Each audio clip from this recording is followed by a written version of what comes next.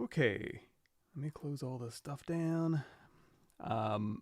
So I was all set up, but I was set up at work. I wasn't set up at home, and then I didn't have a ZBrush license, but I think I'm all good to go again. So what I can do now is I can launch ZBrush, yay, but it's not going to be set up. However, I got a plan. We're going to set this up together, because one thing I don't think I've ever done is walk through my custom menu, and this might be more of a beginner thing, but at least you can walk with me through my custom menu and why I put things where I did and what the functionality is, and that'll be interesting, I think. Let's see. Always sure. So first off, here's the ZBrush thing that launches with all the information. I'm just going to set this to show if updated, recommended, and we'll go ahead and close that window down. Now our window's very big because what I do when I stream, actually there's one more thing I need to launch, huh? I need to launch Restream Chat. Just in case y'all have any questions. So I'm going to make this smaller, and you can see that I'm on a huge monitor right now that only shows a little bit. Like when I'm streaming ZBrush, ZBrush just takes up like this little middle section here. So we'll go ahead and set this up. And so I don't have to do this every time I launch ZBrush. We're going to store a config in just a second. ZBrush, so we're on 2026.1.1. Okay, good, I'm on. So I'm going to go ahead and just move this menu up here. And there is a little bit of difference with the file handling. You can see right here, there's a Maxon tab and a user tab now. We might get to that. But I'm going to move this over, and we're going to scooch this down. And while I go, I'm going to go up here to preferences, and we're just going to go to config, and we're going to hit store config. We're going to do that every once in a while, and that'll just keep storing a config file. So if I shut down ZBrush right now and then relaunch it, it'll be at least the same size. And then here's our lightbox, obviously. We're going to go ahead and hit the comma key to get rid of that. And while we're talking about it, let's go here into preferences, lightbox. Where are we at? There it is. Preferences lightbox, and open it launches on. I'm just going to go ahead and turn that off. If you need it, you can just hit this comma key. You can also hit this little lightbox button up here, which we are going to end up getting rid of. While we're down here in preferences, we can also go down here to cam view. I'm going to turn that off, and the thumbnail, and turn that off. There's nothing wrong with them. I just turn them on when I need them. My document size, usually I'll have this window or this little divider open by default. Just double click that little divider there. And the brush menu I'm going to keep there. We got our tool menu here. We're in good shape. We're going to go to documents. I don't think this will affect anything. Well, maybe it will. Before I set that document size, I'm going to go in here to preferences, UI, custom UI, no. Preferences, what am I looking for? Interface UI. There's a button size. I'm going to change that from 48 down to 42. It's not going to do anything to ZBrush right now, but it will when I restart. And I'm also going to turn off wide buttons. So I've made a bunch of changes. I've changed the size of the window. I've changed button size. I've changed UI stuff. I'm going to go ahead and say store config. Hit OK. I'm going to shut down ZBrush. Don't need to save changes to my project. I'm going to relaunch ZBrush, and we're going to start there. Yes, I'm back, and I had big plans over the past week, and then last night or yesterday I was like, okay, I'm gonna finish up this and I'm gonna move on over to my ZBrush notes for the new version of ZBrush, and boy howdy, it did not happen.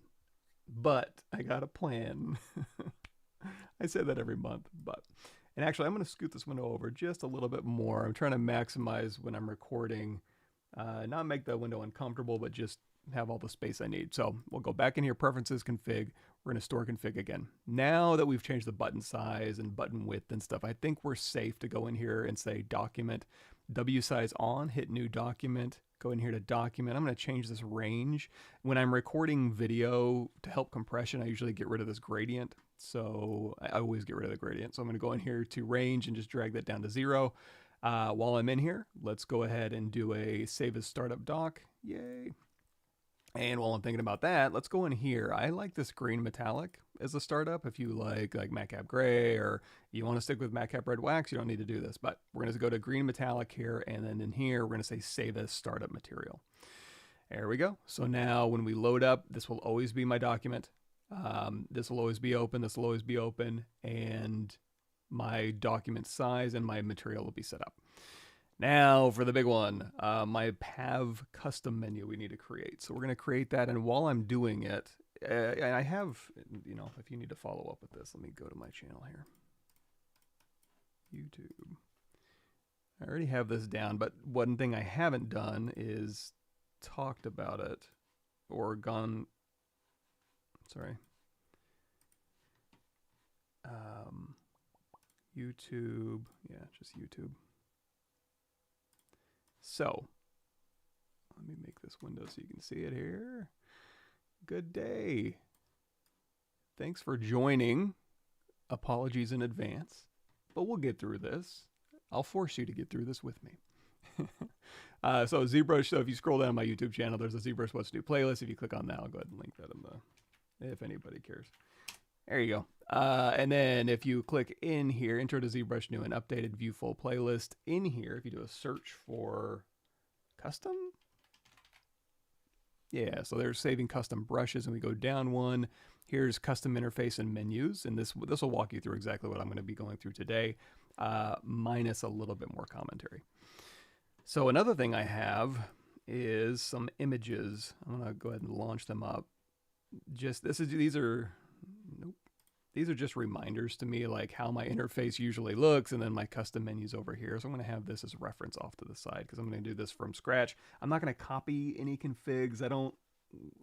I just like doing it from scratch, just to make sure everything's nice and clean. So we got a ZBrush interface menu. We got our brush menu open.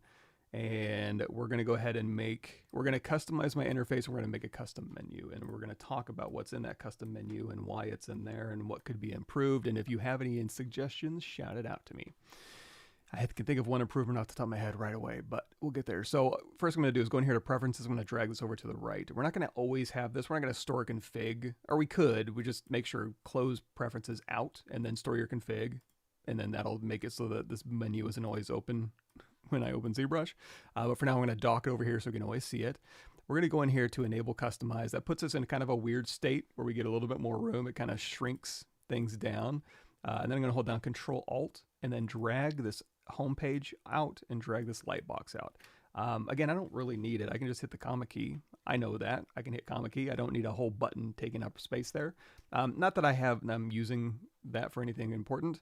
In fact, what I'll usually do is I'll take this total points count and I'll drag this over here, and then I'll take this active points count and I'll drag it over here. And then one more thing I like to put, just because I do a lot of Erosion character creator stuff, I usually am clearing my, what am I doing? Undo, nope, go Z. I'm clearing my cache files a lot, so I'll just take this and I'll just kind of stick this right in there. So we have clear cache files in there. What else we got? Okay, so right over here, yeah, let's go in here to brush, auto masking. I have a hotkey for a backface mask we're going to get to in a bit, but I like having a visual representation here in my interface so that if this isn't open and I have a brush selected and I have backface on or off for that brush, it'll always be visible to me. I don't actually use this button. In other words, I have a hotkey that toggles it, and then I use this just to remind me or tell me if it's on if I don't have this menu explicitly open and looking at it. And one other thing I do is not a ton, but enough to where it makes sense to put in my interface is under transform, there's a split screen. What that does is, and we will talk about all the interface stuff, but you can have a reference model up in the same position as the model you're working on, and you can have, it'll rotate along with you, and you can use that as reference and a guide as you're sculpting. So split screen is useful. We talked a little bit about, you know what, let's go ahead and turn off enable. I guess we'll need that. Never mind. Under here, underneath material, I do have some quick material options over here in this interface. I'm trying to remember if I put them over here or not, but we'll go stick them over here for now. You have the big palette one here, and then you have these little options over here. If you don't have the ones you're looking for example, if I want to put like flat color, or I want to put like skin shader, or I want to put matte cap gray, any materials that you kind of want the little option for, just go ahead and select them, and that'll put it out here in this recents palette. And then you can hold down again Control Alt, and we're going to drag this flat color over here. We're going to drag matte cap gray over here. We're going to grab our startup material and then our skin shader, because I usually, if I'm swapping between materials, that's usually these four. Okay, so I think we're good to go there. And then along the side here, expose I never use, and if you ever need it, it's always in here in transform expose. You know, so if I'm not constantly exposing things, and there's a hotkey for it, Shift X, so I can hold down Control Alt and just drag it in here. Solo I do use, transparency I use, polyframe I actually use, even though that has a hotkey. Rotate, zoom, move, frame I have hotkeys for. All this camera stuff I don't really lock things down. If I need it though, it's still in here. It's under your draw menu, camera, all that camera stuff is in here. Local symmetry I use, floor, perspective, half, these are all document things, zoom and scroll I don't use. So that kind of clears this up. Now, if you needed to, you can hit control, you can put a bunch of stuff in here, and then you can just use control and drag up and down if you need to. But I'm gonna hold down Control Alt and just move this stuff up so it's all stuck to the top, and now I have more room to kind of pack things in here. So stuff I don't use, clear it out. That just makes it, and also if I don't have to dig over here as much, you know, it's all right here, and you can rearrange these as needed. Okay, so we're ready for a custom menu, I think. So we're gonna go in here to our custom UI. We got a custom create new menu. We're gonna click it. We're gonna say Pav, my name, custom, not my name. And when I hit enter, it's gonna put it at the end. As soon as you open that up, it'll spit it over here into the alphabetical order. So we're gonna take this empty Pav custom menu. We're gonna drag it over here. We don't need our material menu anymore, so we'll just close out of there. And we're ready to start filling this up. So I'm gonna take our custom sub palette, drag it in. I'm not gonna test it, but in the old days, you couldn't rename this without putting something in here first, so we're going to hold off on that. And this is going to be my first legacy thing that I think I put in here with the new topology brush. I don't know that I need Zsphere stuff anymore. Maybe I do need Zsphere stuff. So we're going to keep it around for a little bit just in case. And in order to get access to Zsphere stuff, I'm going to go in here to my palette. We're going to click a Zsphere. If you want, you can drag it on your canvas, go in here to edit mode. So we have a Zsphere loaded, so we have Zsphere options available to us because everything in ZBrush is context sensitive. So when we go to our next menu option and we have a Zsphere loaded, we're not going to have all of our modeling stuff available to us. So we're going to have to swap this, but no biggie. So first things first, we're going to go down here to edit topology. So when I would do manual topology, this is what I would use. We're going to go in here to topology, and right here at the top, we're going to drag in edit topology. And then just below that, we're going to do adaptive skin. So this is your quick preview. But when I'm doing an adaptive skin preview, I don't usually use Dynamesh, and I don't usually want to use the density of 2. I want to use density of 1, no Dynamesh. So instead of constantly going into this menu, I'll just have this Dynamesh resolution ready to go, and then density. And then one more thing I do in here because what I'll usually do is I'll like retopologize something and then hide it and then show something else and then delete my topology and retopologize that after I make my adaptive skin.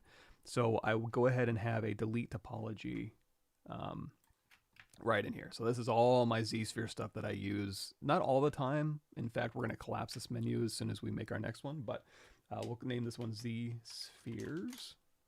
And there's our little first custom menu. And that was Control Alt tapping the title to rename it. Then back here under Custom UI, we're going to grab a custom sub palette. So Control Alt, drag it right on top of your menu. It'll dump it down here at the bottom. And now we're going to go into Modify Topology. When I try to export Z document, I didn't see anything. It's just black screen. What happened to my ZBrush? I think, well, let's try that real quick. Take a little detour. We're going to turn off Enable Customize. So now we're back in ZBrush land. We have a document. So by your Z document, I'm assuming like your document here, not like a Z dep thing, right? Where you, oh boy, let me think. Let's just in case. Oh, here's another thing. Before we start doing our other menu item, let's go ahead and swap this out to a Polymesh 3D. The easy way to do that is just go in here and grab that star. This one is always going to be a Polymesh 3D, and by that I mean if you go down here to initialize, it doesn't have like fancy initialize options like some of these do. So this is a Polymesh 3D. If I go in here to cylinder though, it looks like a Polymesh, but if you go down here to initialize, you've got all these cool things that you can do to kind of make this like a custom menu, and it's also got a white poly group. So you can kind of tell, and there's also some cooler stuff you can do in here with this initialized state. However, if you want to sculpt on this, you got to go into, make Polymesh 3D tool. You got to hit this button right here, boom, and now we got a color polyframe. And now when we go to here to initialize, you got Q cube, Q sphere, and et cetera, et cetera. So now it is a polysphere, or now it is a polymesh that you can sculpt on. Having said that, yeah, just grab a polymesh. And then now when we're doing now you're going to see our Zsphere stuff has disappeared. That doesn't mean anything's broken. That doesn't mean you need to restart ZBrush. That just means all of our Zspheres don't exist because we don't have a Zsphere selected. As soon as I select the Zsphere, all those options pop back in. So when you're making a custom menu and you have a bunch of stuff filled out and you're like, hey, everything looks great. And then you start ZBrush again and you have a Zsphere loaded. You go to custom menu and a bunch of stuff's missing. Got a lot of holes in it. Nothing's broken. You don't need to reinstall ZBrush. Just go and select a Polymesh 3D and then you'll have Polymesh options. And they seem obvious, but it'll throw you if you're new. So we have a Polymesh 3D, we have a document. And the question is, now in your document, just to be so I'm clear here, like a Z document, like the Z depth, you can, God, it's been a while since I've done this. Alpha, create, no, transfer, grab doc, grab alpha from doc. Yeah, okay, there we go. So you can grab your Z depth from your document, and that'll, you know, and then you can export that from your alpha menu if you want to export your Z depth from your document. So we have that. And then if we want to go and save, like export our document, let's go in here to document. You don't want to save a document. You want to export a document, right? Export a document. Yes. So let's try it. Export screen grab, export image. So document export. And we're just going to throw this. Let's throw it on our desktop. There we go. Startup document, JPEG. I usually do a PNG just so I don't have to go through the cropping menu, and then I'm going to hit save, and then we're going to see what that pulled in.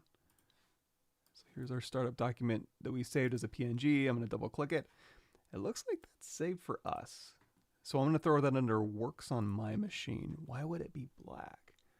Didn't see anything. Export to Z document. And it's just a black screen. Let me know, follow back up if there's something you're doing differently than me, and maybe I could try that. Another question, how do you merge verts when you move? And how do you merge vertices when you move and overlap them? If you're using ZModeler, let's do that real quick. Oh crap. If you're using the topology brush, I don't know yet. If you're using ZModeler, I can show you. And this is kind of like the poor man's topology brush. It was just the kind of like previous functionality. So I have a Zsphere here. I'm going to say make Polymesh 3D. I'm going to go in here to BTO. So here's a topology brush of sorts. It's not the topology brush, but it's one where you can just kind of go through here. Ooh. Okay, sorry, my Wacom felt a little weird. So you can go through here and just draw lines, and you can hold down Alt and drag, and then you can, like, you know, continue to drag these things out and make topology. If you want more information on that type of topology brush, you can go to my YouTube channel that I linked earlier, and then you can just go in here to this little search and say topology. I'll have more topology stuff as soon as I sit down and record the new topology brush stuff, but this one should have, like, actually, let's do topology brush. Yeah, there should be a video in here. If not, hey, we're covering it now. So if I hit, man, it's either my brain or just I've been out of the ZBrush game for a little bit. Okay, if I tap here, that will give me that geometry with a little bit of thickness. If I don't want that, take your brush size up here or just tap S on your keyboard and drop that down, and then tap on your model, and then you'll have like a little low res geometry. Now, it's on your mesh. It's actually part of this mesh right now, and it's masked. It's actually unmasked, and this is what you're drawing on is masked. Real easy way to separate that out is subtool, split, and then go to here to like split mask points or split unmasked points. Doesn't really matter. So now when we select this, we have topology sitting right out there. If we want to snap this really quickly to the surface, you can go in here to subtool, project, all, and that'll go ahead and snap these to the surface. So now we have geometry on that surface. For Zmodeler, BZM, you can, we're going to turn on transparency and turn off ghost. So now we can see this. If we go in here to this point, we can have that set to move, brush radius, snap to surface, and attraction valence is on. Same thing for edge. We can go in here and say we want to extrude edge, we want to snap to surface, and then have smart attraction. So now if we go through here and we move this, boop, it'll snap, the verts will snap, and then same thing for move. So if I go through here, let's make this, let's swap this skin shader for so you can see a little bit better. If I take this vert and move it, and I move it into the proximity of this other vert, it'll snap automatically, and then now these now these verts are welded. If you don't want your face to do anything, hover over face and say, don't do anything. Named, do nothing.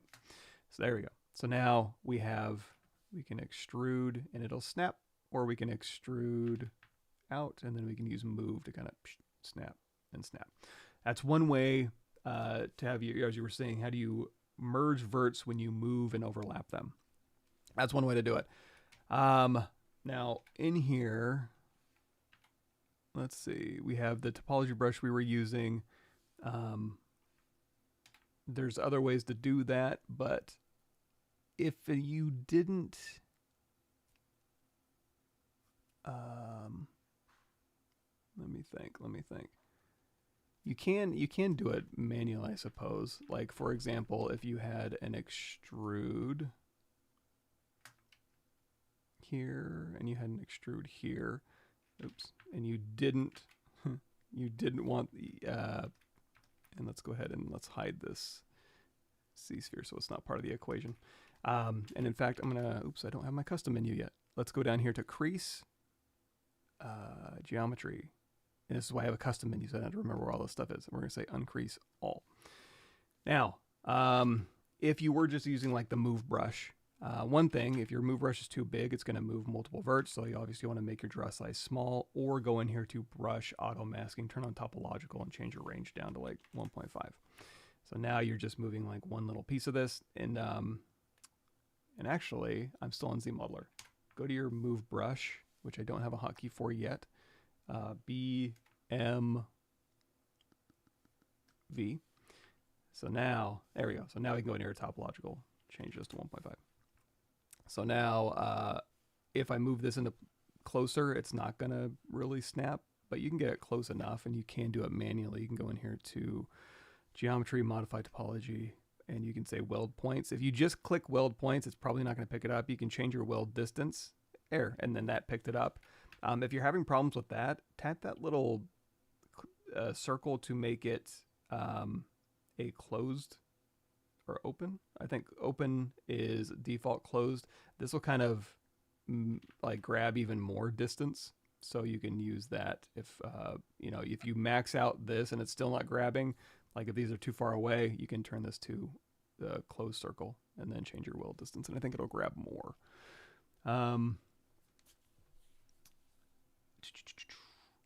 In my ZBrush version, after some time, brush size change is blocking. Oh, so your draw size stops working. It might be a bug. That's always a possibility. Like check out the release notes in your Maxon app here. Let me see, version, license, up to date, discover more products. You might just be able to Google like ZBrush 2026.1.1 if you're on the latest version. You can also go in and submit a bug. I don't remember exactly how to do that, but you can be like, hey, this is constantly breaking for me. And they can add it to their things to investigate and get it fixed for you. But I'll see if I can recreate it. Let me see. Yeah. Why would? Oh, let me think about that. If you're in like BZN, no, you still have a brush size. I'll see if it happens, and we'll see if we can work around it or with it while we're going. Let me see how to make retopology mesh a regular mesh. I'm not sure. Good morning, John. I hope you're doing great too. Now, if you're talking about the new retopology stuff, I'm not sure. So I'm still playing catch up. So I apologize for that. How to extrude new polys would snap to a surface. Not talking about retopo brush. So like if you're in here and you're extruding, so if we had like thickness, or if you if we were doing, if you just had something you wanted to snap to, how to extrude new poly so it would snap to a surface. Not talking about retopo brush. You can use the retopology brush, or you can use Zmodeler like we were doing. Just when you're extruding, just have this on the snap to surface and your Zmodeler edge actions on, and it'll snap to surface. Occasionally, your stuff will get lifted off the surface. If we take our move brush here, we turn off topological. Actually, now that I think about that, yeah, okay. We have our move brush here. I need to really set up my hotkeys. It's cramping my style. So this is all like, maybe it's lifted off the surface and underneath the surface, and it's all over the place. Project. A couple ways you could do this. The easy way is anything that's visible but not selected, you can project to. So you can go in here to subtool project all, and that'll snap all your verts to that surface. So you can be a little, you can be a little haphazard if you wanted to. So if you're back here in Zmodeler and you didn't have snap to surface on, you could still extrude edges. They're not going to snap exactly to your surface, but if you need them to, go in here to project all and maybe crank your distance up, and that'll go ahead and snap to the surface. So maybe not the best answer, but let's turn that back on. But again, you can have snap to surface turned on and it'll kind of snap for you. Cool, excellent. How do I smooth it along the mesh? If it's the new stuff, I don't know. For this stuff right here, if you're just doing this, you can just smooth and then again, just hit project all, just assign a hotkey to it. So not super fancy. Let me think, move brush, there we go. So we're smoothing, we're projecting, and we're back where we started. But again, if you're in Zmodeler, yeah, Zmodeler doesn't have a smooth though. Oh, good, excellent. I need to work on some projects too myself. I've got a whole backlog of old projects I need to finish, and then new projects I need to start, and of course, new ZBrush stuff I need to learn and record this month. Can I turn off that orange point in the center? Oh, like the vert? I don't think you can. I don't know that there's a... If you're on a point action, I think that's just for visibility. It's like when you're in Zmodeler mode anyways. If there is a way to do it, it might be in here somewhere. I've never gone hunting for it, but maybe in like your custom... No, not custom UI. Interface UI. IMM palette UI groups. Zmodeler? Oh, no. If I would assume if you were able to change any of that, it would be in this menu here, which it doesn't look like it has, where you could go in and like toggle things off or change their intensity or something. Cool. All right, so keep shouting out questions. Okay, we have our interface here we've already talked about, and we need to finish out my custom menu. We got to the second part here, which is modeling stuff. So this will help us when we're doing modify topology operations, basically. So the first thing we're going to do, this is an old legacy ZBrush thing, preferences edit. where is it at? Edit. Align cursor to surface. For some reason back in the, oops, we got to do one more thing. We're going to say enable customize. So preferences, config, enable customize. Control Alt. Auto select. What was I looking for? Edit. Align cursor to surface. For some reason, back in the day, whenever I had align cursor to surface off and I store config, it would always come back on when I restarted ZBrush. So this may be a legacy thing that I throw in here. I haven't tested it in years, but I usually just have that right at the top because what that does basically is if you have align cursor to surface on, your cursor kind of matches the, like in this case, the low poly, which is totally fine. However, when you're on a sphere and you're sculpting, like with your standard brush or whatever, I don't need to follow the surface, and while I'm sculpting and stuff, it just irritates me. So I usually have that off by default all the time. It doesn't affect any functionality or anything. So underneath that, we have Dynamesh. So geometry. Let's clean this up a little bit. So I don't have to go hunting for this. Any Dynamesh stuff that I use all the time, it's not going to be everything or exhaustive. It's just going to be, okay, basically the Dynamesh button. And if I throw that in there and it's like, I want this at the top, just Control Alt and drag it up. No big deal. So Dynamesh, and then we'll go ahead and just grab, I don't use group that much. I don't use polish that much. These are more just kind of filler. There is a filler button you can use. If you really want it just to be blank, you can go back up here to your custom UI and then just drag these in there, and that'll just leave a blank spot for you. But why not? So we're in here to Dynamesh and then blur and project. The one thing I do use out of this a little bit is I usually turn blur off when I'm Dynameshing, and that just gives me easy access to it. And then resolution I use a lot, so we'll go ahead and throw this in there at the bottom. And then just like I was saying, if there's a blank spot, I haven't figured out anything I need to put here, so I'll just throw this little orange blob in there. What else we got? Inflate. So this isn't, this is more of a deformation thing. So we're going to go down here to deformation, and just to get really fast, like if I wanted my verts to move along their normal axis, basically, if I go in here to inflate, you can see I can just kind of shrink something and expand something. So I'll use this inflate quite a bit. And then we use polish by features I use all the time. So in these two deformation options I use a bunch. And then geometry, because we have a polymesh selected, we will have available to us geometry, modify topology, and a bunch of stuff in here. So I don't have to constantly go digging through this menu. We're going to grab delete hidden, and we're going to grab close holes. And we're going to talk about these things after I get them all kind of settled in here. Unify. I don't use unify a ton, but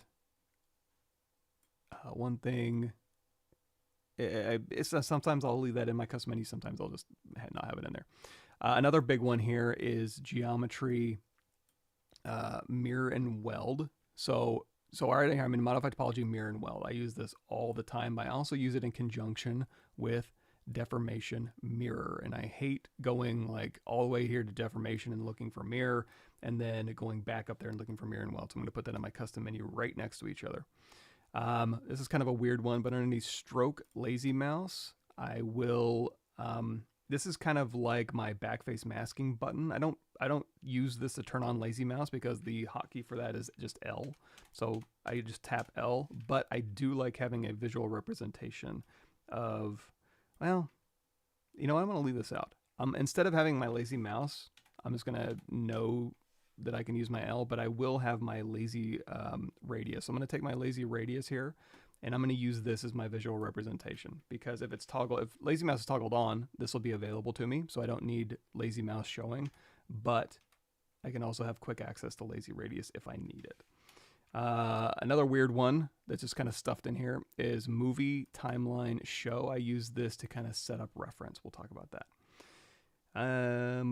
Okay, another one is hide point. So geometry.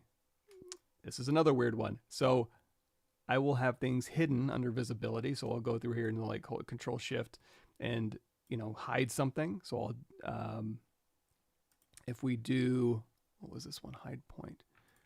Is it masking?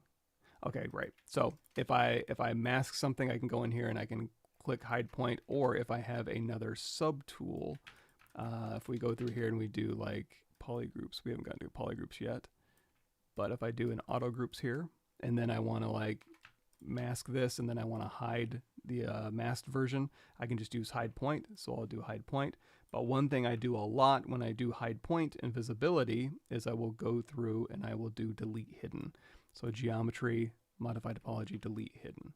So sometimes I'll mask something off and then do like a hide point, delete hidden. I think that might be another legacy one. But speaking of masking things, I always do, so you have split unmasked points and split mask points in this order. However, what I'll do is I'll do split mask points at the top and split unmasked points at the bottom, because when you do split mask points, let's go undo back.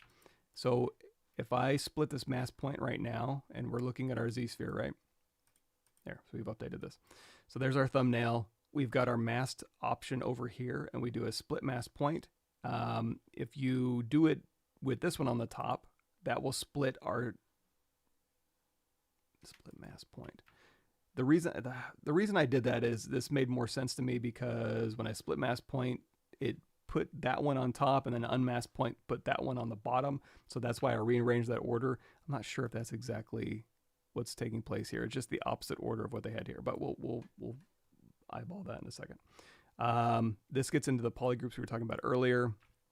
Here we can do auto groups, and then we got another big space that I haven't filled, and then we got group by normals, and these I use all the time.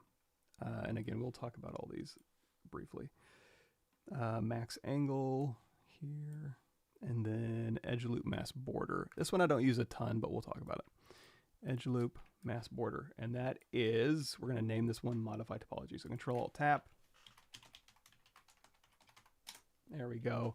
We're rocking and rolling. If you're ever at a state where you kind of want to save your progress, we're going to go ahead and close out our mask. So we're going to close out all these menus that I would normally use.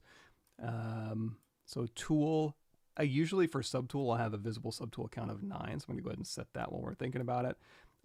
Split, I'm not going to have open. Geometry, I'll have open, but I won't have any submenus open. And preferences, I won't have open. So if I'm opening up ZBrush and I'm feeling good about where we are so far, I'm going to turn off Enable Customize. I'm going to go ahead and shut these menus down. And then again, we'll just do another store config, and we've kind of locked in our interface change and our custom menu. No hotkeys yet though. Okay. Okay, questions. Get a drink first. Can I use Nanomesh with variations? As I remember, I can make it with multi-insert. I'd love to make it with Dynamesh, and now I can use diff polygroups for any diff mesh. Nanomesh with variations. Let me see if I remember this one. I don't have hotkeys yet. That's fine. I'm going to take this one, and we're going to simplify this object. We're going to say geometry, because I don't have I don't have hotkeys mark custom menu, but I do have custom menu access. I can say delete hidden. Now, if we do, let's do this. Let's do BI brush insert. We're going to select a simple, something with not too many things. There, let's do industrial parts. And with this brush, we're going to go in here to create, and we're going to say create Nanomesh brush. So now you have a bunch of options. And then for this, we're going to hover over a face, and we're going to say insert Nanomesh. Let's do this. Let's grab this one, we'll hit Control W. So now if we hover over a face and we say insert Nanomesh, you can do a single poly, you can do all polygons, or you can do poly group all. So if we go through here and we drag, it'll just on that purple poly group, it'll change the poly group underneath to something different.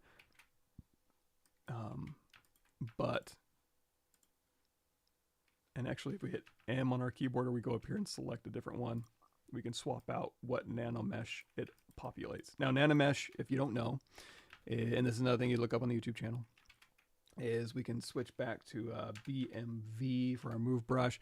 That just has an instance kind of attached or assigned to that face. And the face is determined by, we told it Nanomesh, this mesh, go on here. I want to say, boy, it's been a bit since I've been in Nanomesh, but let's look. We have Nanomesh on, we got show placement on, show instance. You can toggle those on and off as needed. And then inventory, one to mesh, this is where you make it actual geometry. You can do random distribution, but that's not giving you variance. There's something tickling the back of my head. Whereas, like, could you populate? Because you can populate multiple.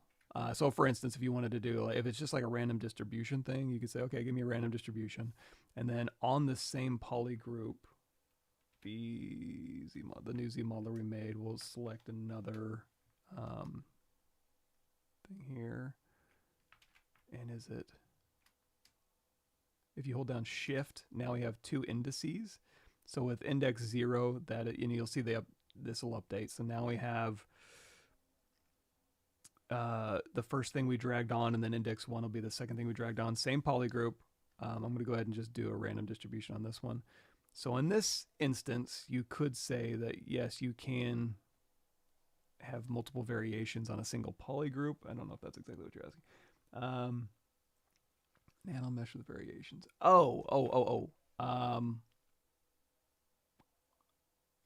That's a good question. Not that I know of. Like, so just in case anybody was wondering about Nanomesh functionality, when you're dragging out on a same poly group, you don't have to replace what's on the poly group. You can choose another object like a spring, and then as you're dragging out, just hold down shift, and that'll give you a new index. And then on this new index, you can do whatever you want to, and then, you know, you're just changing the properties for that indice. Having said that, if you're using an insert mesh brush, so BI, I don't want to confuse this one, so we'll go to BI IMM primitives. This one doesn't care about polygroups. It's not Nanomesh, but you can go through here and drag out this one, and then if you want to change it, obviously you can hit M, or you can go in up here and select another one. However, when you're using IMM functionality, like you were saying, multi-insert, like IMM brush, you can go in here to brush options and modifiers. Trying to remember where it is. Yeah, this multi-selector mode. Trying to remember how this works. So there is a brush that's kind of set up this way. You can go to BI brush insert IMM curve, and then if you hit M, you've got vines in here. So if you select the vines, you're going to see that you have one of 4. So it's set to number 26, which was the first vine, and then variations is set to 4. So it's going to start. Let's go in here. It's going to start at number 26 and then go 1 to count to 4. And then it's going to say random. So while I drag this IMM out, it's going to randomly it's going to randomly cycle through these 4 options along this IMM curve. Same thing if this isn't a curved brush. So if we go in here to, again, BI brush insert primitives, you can use, so if we're in Multimesh 3, you can say, I want to go 3 plus 8. We even have 8 in here, so we're going to start at 3. It's going to go 1, 2, 3, 4, 5, 6, 7, 8, and it's going to cycle through those. It'll be we'll cycle forward, let's say. So as I'm dragging these out, let's see, variation selectors, multi-mesh. Right, it's this one, cycle forward. There we go. So multi-mesh selector 8, cycle forward, variations. Yeah, and this is where it starts, I think. So if you start at 1, you can tell it basically start at a certain one and then only go forward a certain amount, I think. No, I don't remember. But with these options, you can have it like cycle through different options. With Nanomesh, I don't know that you can do that, if that's what you're asking. But you can kind of stack indexes if you needed to.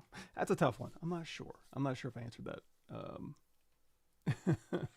very well. Anatomy sculpting courses can you recommend? A lot of info. Shape. I've experienced that I want to fill holes academic way. Academically, one it kind of depends on your learning style, honestly. Like we talked about this before. In fact, if you go to my YouTube channel and we just type in, and you know what, I'll give you this too. So because we've talked like in all of these too, we talked about a bunch of resources. So any anatomy live stream that's specifically called out, I'll give you just a ton of anatomy resources. And in fact, on those videos, anatomy volume perspective, vampire anatomy live stream, I want to say I'll usually go into the description and I'll like, at least let me just think. Damn YouTube, what'd you do? This one? There we go. Sometimes, that's a weird one. Huh. Some of them I'll put the resources down here, but, God, I haven't talked about this stuff in so long, I'm starting to lose it. Recording, I can show you some stuff. Like I was saying, it kind of depends on your learning style. Some people, if you're like a Frank Frazetta type, you can go and look at a Bridgman book for 15 minutes and then you just know anatomy perfectly or good enough. I'm not that way. I can go through and I can look at Bridgman, I can draw Bridgman, and I will learn very little from that because I need certain information in a certain order, and then I can appreciate Bridgman after I understand other different things.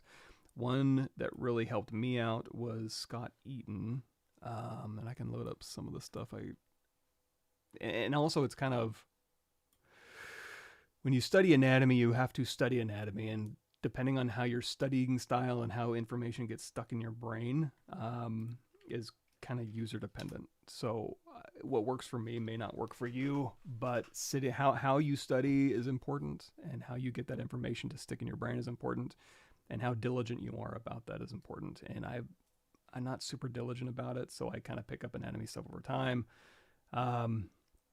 For instance, here's, and also it's also 2D versus, not 2D versus 3D, but like 2D is a supplement to 3D and 3D is a supplement to 2D. Whatever helps you learn, whatever helps you kind of figure things out, and understand things in space and how things turn. So this was kind of a 3D. This is something I modeled based on some of the things we talked about as far as like constructing a skull. And then you could use this, you could even go through here and like see through. So you could put an image back here and like match this simplified skull shape up with, and in fact, we could even go in here. Let's take that see-through down. If you wanted to render something, let's do polyframe and let's turn off line. And we got our skin shader 4 selected. You can go down here underneath your subtool properties, BPR settings. You can turn on transparent shading. So when you hit BPR render, it'll kind of render transparently. So that way, if you were positioning this against an image, or you were like, trying to construct, and like draw construction lines through, you can have transparency turned on so you can see like, where this line continues back and where this line continues around. And while you're drawing, you can get better at basically ellipses in construction. So that was like one thing. And then also another thing too, what else did we do? Muscles and fat. The reason why I liked the Eaton class was it was super clinical. And that's a learning thing. Like Bridgman is the opposite, is not super clinical. It is, it's good for like comic book drawing. It's good for volumes and rhythm and motion and dynamic shapes, along with anatomy. The Eaton class covers that, but is way more clinical. And that's, for some reason, my brain, I have to have the clinical part. And then I can go through and understand, like, I can't abstract before I know something, if that makes sense. In order for me to abstract something effectively, I have to know the details first, and then I can effectively abstract. I can't start abstract and trust that abstraction, because you can start abstract, like the abridgment abstractions, or like learning from comic books, and just trust the tricks, because there are tricks that you can do when you're drawing in 2D that'll like simplify the language a little bit, so that you can just kind of use, it's not tricks, it's just shorthand, so that you can dial in where things need to go, what needs to be visible, what needs to be emphasized. And it's probably more of a me not being diligent thing. If I had really sat down and learned the shorthand first, well, then maybe I wouldn't need the clinical stuff. But since I didn't, the clinical stuff, and I just cannot. Okay, get out of that one, please. This not having hotkeys is killing me. I need to get those dialed in. Brush, give me literally any other brush. There we go. So, for instance, using this, if I go in here and I turn on polyframe, I can get clinical. So I like the masseter here and where it connects. And if I alt tap on the skull, I can go in here and I can literally see on the skull where this thing ends up going. And when I learn that, then when I go and draw it, I can get that angle correct. When I'm drawing, here's about halfway down the head at this angle, the ear's going to be kind of at a back angle, right? And when I go through and do that jaw muscle, I'll remember that, it's basically going this direction. And the reason it's going in that direction is because you have this skull insertion that requires it, and you have a jaw bone insertion here that requires it. So when I'm just doing that shorthand and I'm abstracting and doing simplified drawing, I don't accidentally make this straight up and down or put it too far forward in the middle of it to his nose. I'll just put it where it's supposed to go because I know the details, and then I can abstract effectively. So all that to say, kind of depends on your learning style. For me, Eaton was great because I need the clinical stuff before I can abstract. For you, it might be more of a bridgment thing, or literally just looking at comic books and seeing like, this seems to work a lot really well, and then you internalize that, and then you're just amazing at like rhythm, like I said, motion and rhythm and shape, volumes and language and stuff. It's all useful. It's all really good. And if King's Line, like you bring up, give it a shot. None of it's I have yet, and I got a ton of books too. I've yet to have a bad anatomy experience. It's all different ways to look at anatomy, old master studies. What didn't work for me, and again, this is just for me, is looking at old master stuff before I had any idea. Like, in college, go study the old masters. And it's like, that really didn't work for me. At least the way the books presented it, it was just so, I don't know how to put it into words necessarily, but it didn't work for me that well. Now I could probably go back now and go through those old masters books and be like, and now I can appreciate what they're doing and how they're doing it. But at the time, starting there was not for me. But that might be just me for me. All my brushes turned on with lazy mouse and launch. How can I turn that off by default? Let's see. So if I have my clay brush and I have stroke lazy mouse turned on, and then I go in here and swap this out to clay build up, your lazy mouse is on. So that's global. So by tapping L, and I wish I had my hotkeys, but so if we alt tap here, and let's switch back out. So for sculpting here and lazy mouse is off, you tap L on your keyboard, it'll turn back on. And just to have a visual of that, we'll put our stroke over here. And then if we swap our brushes, the clay tubes, I guess it isn't global. I guess just tap L, but for all your brushes, really? That is weird. Damn standard, it's on. Pinch, it's off.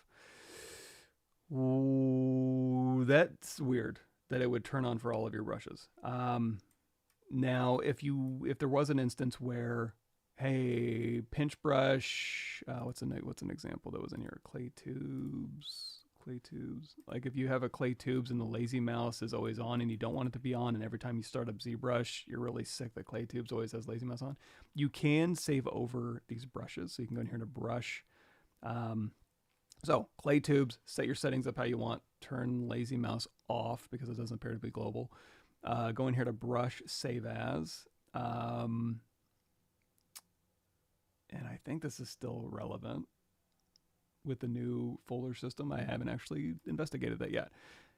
This could be old information, but what I used to do was C program file ZBrush Maxon ZBrush 2026 Z data. There's a brush presets in here. Control C, Control V, and make a copy backup, because this is going to replace your ZBrush brushes from your brush palette library. This isn't your. It's kind of confusing, but you can go in here to ZBrushes. No, Maxon ZBrush 20, Z startup brush presets, and anything you put in here is just extra. So you can have like 5, 6, 7 move brushes that all do different things. Just throw them in here, and then you can just stack move brushes. So for instance, when I hit B to bring up my brush menu, I've got extra things in here that just load up with ZBrush, I think. Although that might be old information. I might be telling you old information, because ZBrush 2026.1.1 does handle things a little bit differently. But in the old days, this is what I would change. So back to Z data, brush presets. Let me see. Yeah, I don't know. This might be old data, but Z data, brush presets. You could go in here and you could save over these, and then whenever you start up ZBrush, that will turn the lazy mouse off. I hope it looks like it stores stroke information. Yeah. So why it would turn on for all of your brushes is bizarre to me. Maybe restart ZBrush in that case. Is it possible to have different camera view for split screens? That's a good question. So split screen, let's talk about that. So if I turn on split screen here, you can see you can have, one subtool visible while you have any other visibles. Like if you don't have to have all visible, you can just go through here and turn these off. But basically whatever you have selected will be over here on the right side, and then your reference will be over here on the left. I want to say, like for instance, if we turn on perspective, it does it for both cameras. If you go in here to your draw menu, you can turn off universal camera. You can change your focal length. That doesn't seem to be doing anything. We don't have perspective on. You can change your focal length, and it does it for both. There's no... I don't think you can. Now that you mention it, I've never thought about needing it, but now that you mention it, maybe I do want that. I don't know that it's possible. Sorry about that. Let me see. What tool can spam the same object at any poly, like Nanomesh, but with size depends on poly size? Oh, making fish scales. So same object, with size dependent on poly size, like Nanomesh. If you want it to be dependent on poly size, and poly size is driving that data, then I think you have to use Nanomesh. Now that's a great option. In fact, I want to say that's what I did for... No. Let's go back to my profile here. This fish lady. There she is. 2021.6. Yeah, let's watch this intro video. So we're making an actual fish.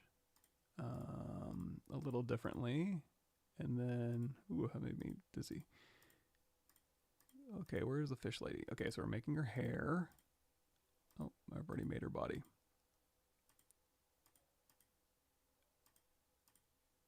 I was hoping I had like a quick... I mean, I'll do it real quick, but I was hoping I had like a quick how to make a fish body scale, but I guess I don't really show that. Anyway, her little pants she's wearing, we can go in here to, let's go edit, Control N. Actually, I should probably set up my hotkeys before I do anything fancy. Thank you. We'll have a cylinder 3D. We're going to drag this on our canvas. We're going to go in here to edit mode. We're going to go down here to, you know what? Let's finish out my hotkeys, because I'm going to be using my hotkeys for this, because I'm going to lose my mind if I don't. Okay, real quick. Let's go back to, where did we leave off? We don't need stroke. We don't need all this brush stuff open. We got our tool. We got our subtool open. That's totally fine. We're going to go ahead and get out of those. We do need a Polymesh 3D. And if you have stuff in here that's just taking up memory, you can just go in here and say just delete all. That'll kind of clear out your space. And then this is useful too if you do a lot of file save as a project. You can go through here and clean out garbage. So we'll go ahead here, we'll drag a Polymesh 3D out of here. We're going to take our Path Custom. We got one more menu real quick. And then we're going to take our preferences. And then we're going to say enable customize. We're going to say custom UI just in case we need it. Oh, we do, because we're going to say custom subpalette. We're going to make one more. Shouldn't take too long here. And that is going to be polymodeling. So we're going to go down here to geometry. Dynamic, when you toggle this on and off, this gives you that smooth preview for your mesh. Use that all the time. And then polymodel dynamic. Apply, that makes your dynamic preview subdivisions actually geometry or subdivisions. Then we got, I can't see this. I need to move this up. Hold on just a second. There we go. Okay, dynamic, apply, smoothness, and crease level. All right, so smooth subdiv, not smoothness. That's weird, I think. Yeah, smooth subdivision level preview. And then crease level. So I use creasing and smooth all the time together. So I'm going to put these right next to each other so I don't have to go hunting for them. And we'll explain why that's so awesome in just a second. And then speaking of creasing, I do a bunch of creasing. So we're going to say crease. I don't use a ton where we just crease everything or just crease what's open, open edges. Crease all. Actually, I use that quite a bit. Crease all I hardly ever use, but occasionally I want to lock things down just for special purposes.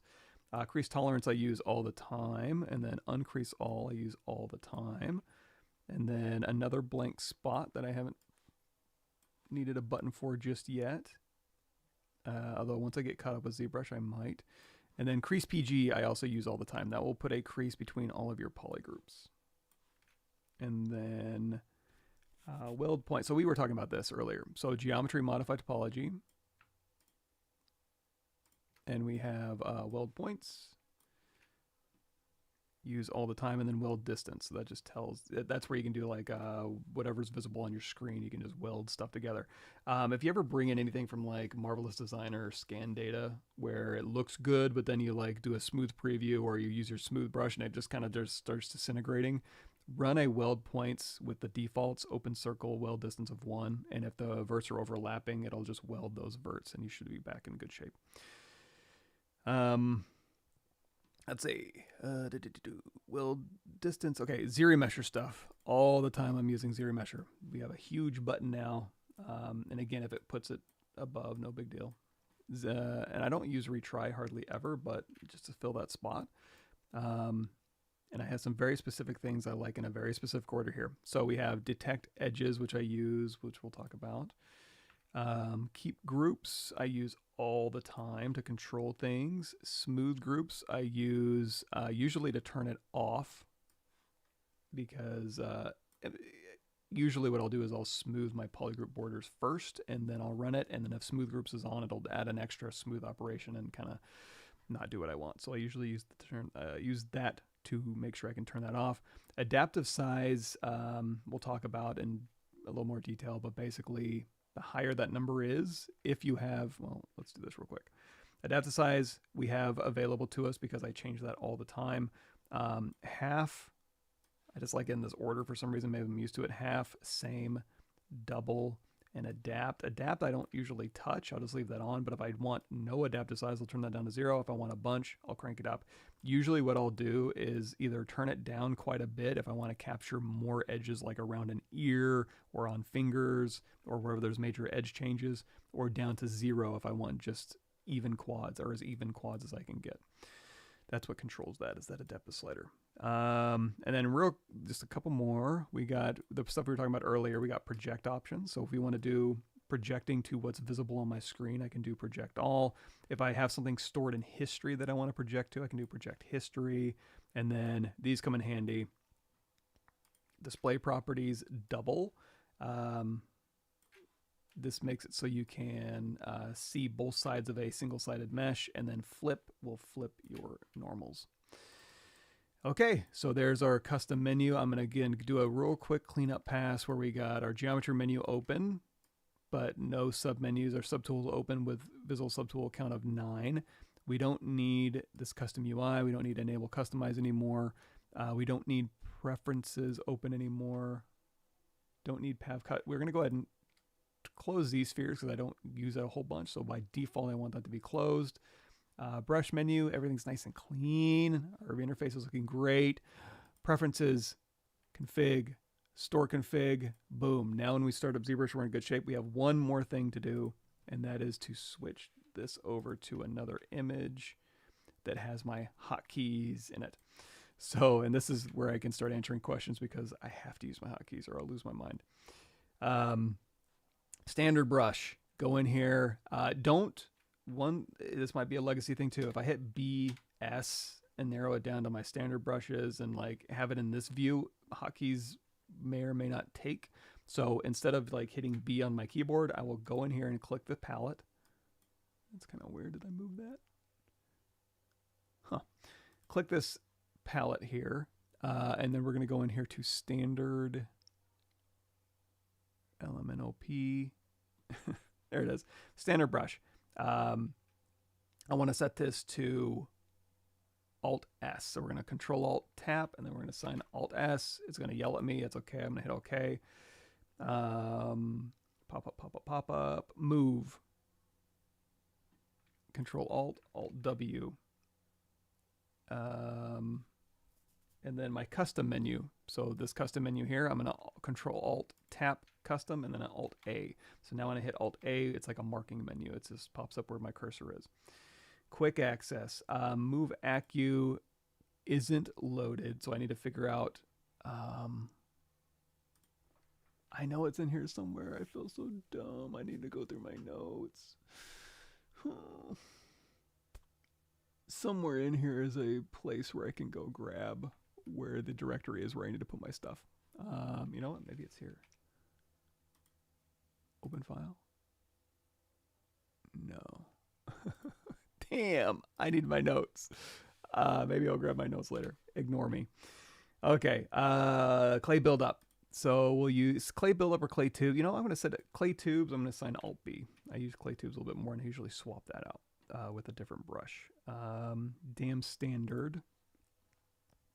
ABC D Damien standard.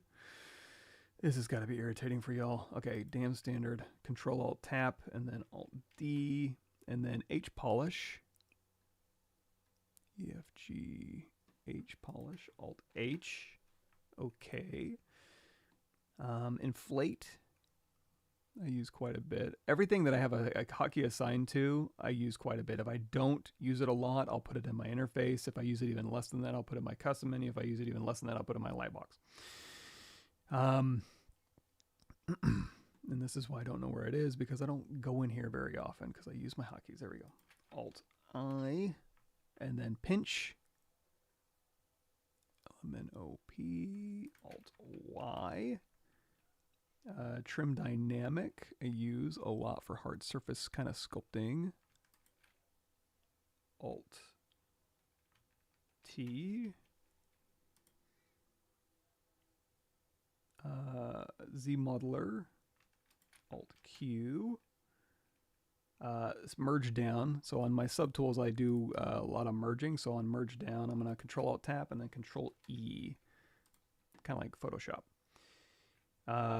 Fill color. I do this quite a bit actually. Fill, not file. Color. Color, fill object, Control Alt Tap, and then this one's kind of a weird one. It's Control Alt F for fill color. And then I'm in base primitives, which I don't think I have loaded. Great. I'll have to investigate that. Or clay brush, Alt C. Honestly, I don't use the clay brush all that much anymore. That used to be my go-to back in the day. Not so much anymore. Okay, I think we're all good. Now, in order to store those, I'm going to go to Preferences. I think this is still right. Store hotkeys. Okay, now I can start answering questions again. Different cameras. What tool can spam the same objects? Like Nanomesh size dependent on poly size. Okay, fish scales, right? So we're gonna now we're rocking and rolling. So we have a cylinder here. It's looking pretty good. I'm gonna say make polymesh 3D. We'll turn on line again. We'll hit W. We'll scale this out. Let's say we want to go in here to like a bend deformer, bend curve. Let's add a little more resolution along that long axis here. So if we're making a fish body, like so, and we want to maybe taper, taper scale. There we go, this one. No, let's twist. Squeeze, no, scale, there it is. Okay, perfect. So we have fish body. We want scales that, like a Captain America. We want scales all along here. But right now it'd be like very elongated scales. So one thing I'll usually do is I'll go into my custom menu. I'll do a group by normals at max angle. So here we're already talking about like if I'm doing polygroup group by normals, I can change this angle to gather it. Like these are really harsh angles. It's like a 90-degree angle. So it's going to give me polygroups on both of these. That makes it easier for me to go Control-Shift-Tap, isolate this. And then honestly, I'm probably just going to say Geometry Modify Topology, delete hidden.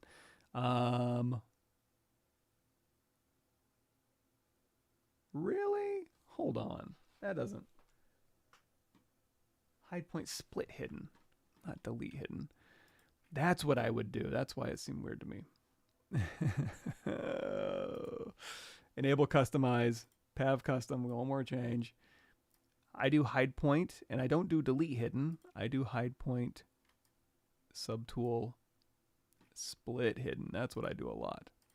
So over here, we're going to say, we're going to get rid of delete hidden. So to get rid of something, just Control-Alt-Drag with enable customize on in your preferences and drag it into the document. It'll disappear. And this one, we're going to say split, split hidden. So hide point, split hidden. So if I have any geometry hidden, so for instance, what I just did, let's do this.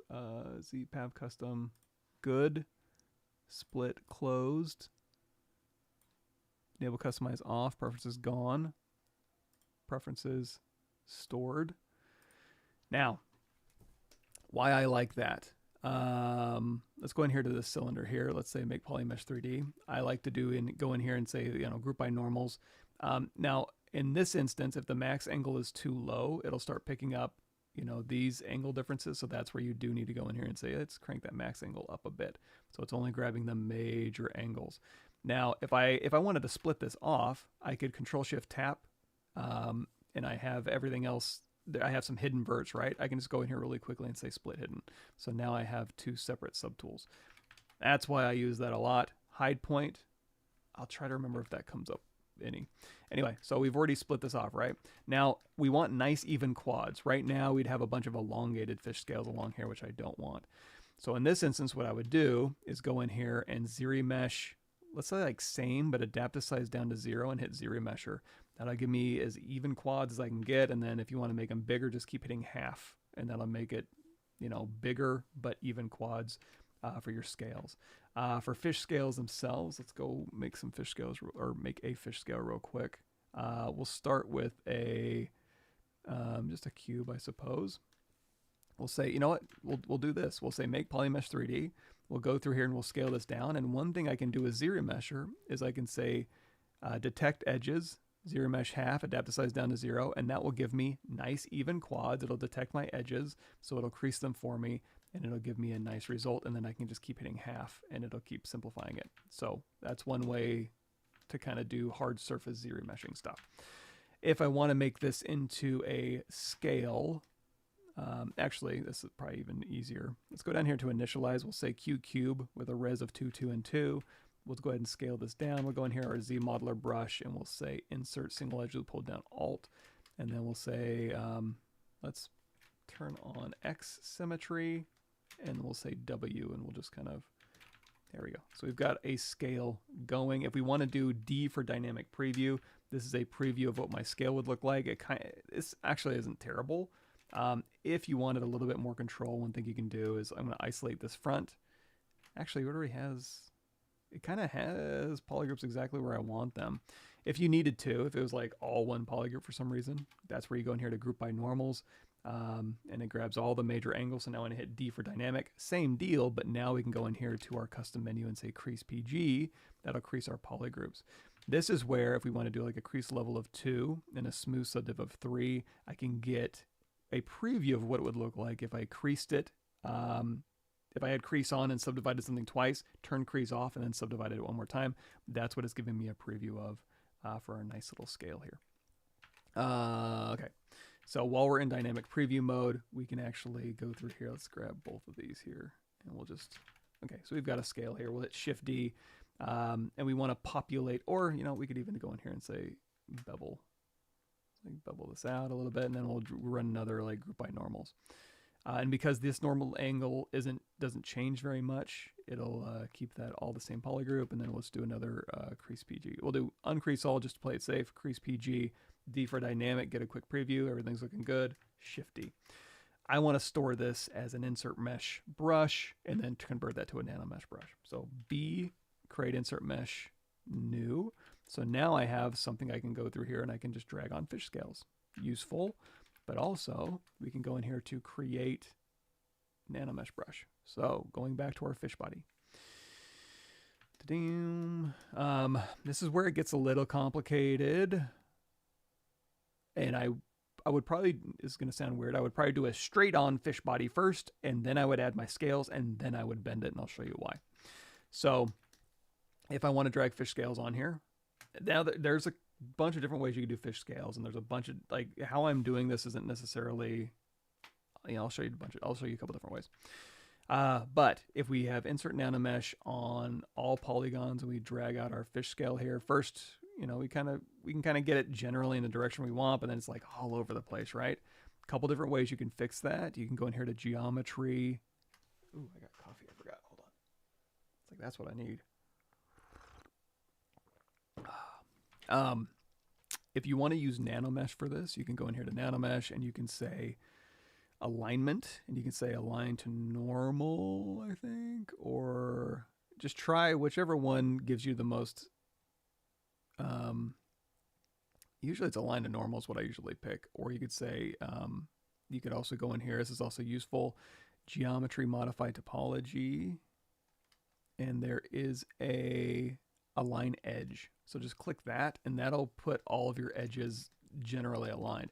Now when we dragged them on, it put it at the wrong default angle, but that's okay because it's really easy to go in here and change your Z rotation. So if you want them all facing down this way, great. Now one thing we don't have, right now they're all uniform size.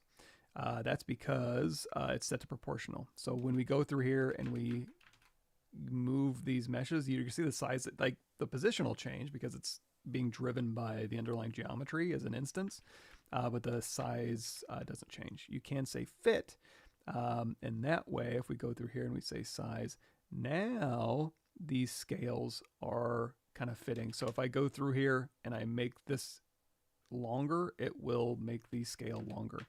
So one thing we need to do is we need to go in here and do a little Z rotations. Let's turn that to 0. X rotation. So we're going to kind of flare it out so the scales overlap. And then you can make this, we'll go ahead and size it up. And then we'll go through here and we'll kind of finagle like the width. We'll dial down a little bit. You can go in here to length and you can kind of overlap them a little bit more. So again, we're using Nanomesh to kind of create this fish scale look. Problem is, if you wanted to offset these. So right now, this is fine. It's like that, what's it called, a pangolin or something? Let me see if I can, hold on. Yeah. This thing. So all of the scales are kind of right down the center. Like you can follow the point of a scale and it'll point to the next point of that scale. Just really uniform. However, when you get the fish scales, you're going to see, yeah, these scales all point to each other. So you have one here, but it's offset. It's like bricks, you know, it's like you have this fish scale here, and yes, these are all uniform, but then you have another row that's offset, and they just kind of offset after row after row after row. So in that instance, if you wanted to try to do that, you could say, okay, fine, we could use Nanomesh for that, and you can say I'm going to go in here to polygroup, polyloop, and every other one we're going to give it a new polygroup here, and then using our new insert mesh brush, we can hover over this and say give me a skip. We'll say polygroup all for this Nanomesh brush, and we've already aligned our edges, so it should make things nice and uniform. And we've already got it. We'll set this to fit. Oh, maybe it didn't. I think we undid it. Geometry. Let's do another geometry align to edge, align edge. And then again, fit, size, width, and then X rotation to kind of flare out that. And you also do offsets too. So if we do like a Z offset, that'll kind of get it out away. Or if you're not going to see the underlying flesh body, you can turn off show placement. Oh, show instance. Nope, show placement. Oh, it's turning off just that polygroup. We'll deal with that in a second. Now, I can copy these settings. I can drag out new scales here, and then I can paste those settings so they're exactly like the other ones. So we've basically just recreated what we did before. However, we now have it on two separate polygroups with the expectation that I would be able to possibly go in here and do like a X offset. Whereas like, can I do an X offset and have it kind of wrap, like do that brick offset thing? And it's not going to allow me to do that. However, if we just really quickly, let's do a cylinder here, and let's get rid of that inner radius. Let's do, yeah, that's fine, whatever. Make polymesh 3D, W, scale this out. In this case, you could just use like, use a taper instead of like a bend curve. You could do a bend curve for this too, but we'll go ahead and just like taper a basic fish body here. We'll do a quick group by normals. We'll isolate this. I'm not going to split it this time. I'm going to say delete hidden. Man, I messed myself up now. Geometry modified topology. Split hidden. Oh, it's just something I do all the time. There we go. Again, we'll turn on X symmetry just to have it half, depth size down to 0. There we go. So we got our nice even quads for our fish scales. Let's do one more. And then in this instance, if we go through here and do our polygroup here, let's see if this will work any better. If not, I got another option for you. Go grab our scale brush. Oops, we got to do our geometry, align edge, and then Nanomesh. Z rotation, sure, we'll say 90 degrees, and then we'll say fit, overscale, whoops.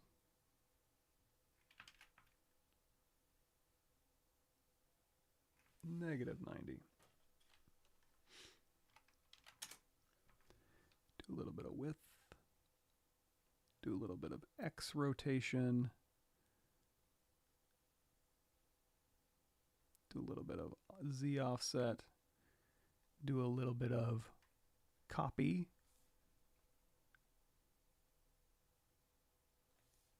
paste, and then now if we do a X offset, yeah, it's still not going to work, is it?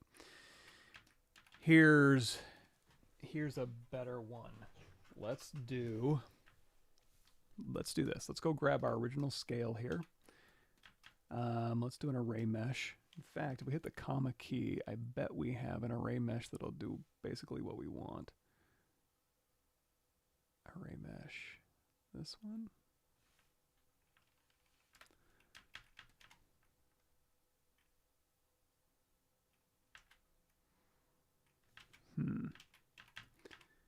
Let's turn on our floor here. Paul Gabry has a kind of it's a dragon scale. I guess we could use Nanomesh for this too, or even just, there's a bunch of different ways we could do this, but we got this in the middle. Let's go down here to array mesh and play around with this a little bit. Array mesh, Let's see, we want to do repeats. We want to do X amount, Z amount.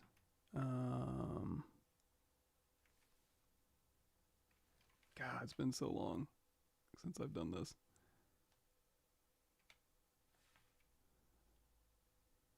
I want to do it on another axis, but I don't remember how to do it. Repeat. Yes. Okay, fine. Let's just do this real quick.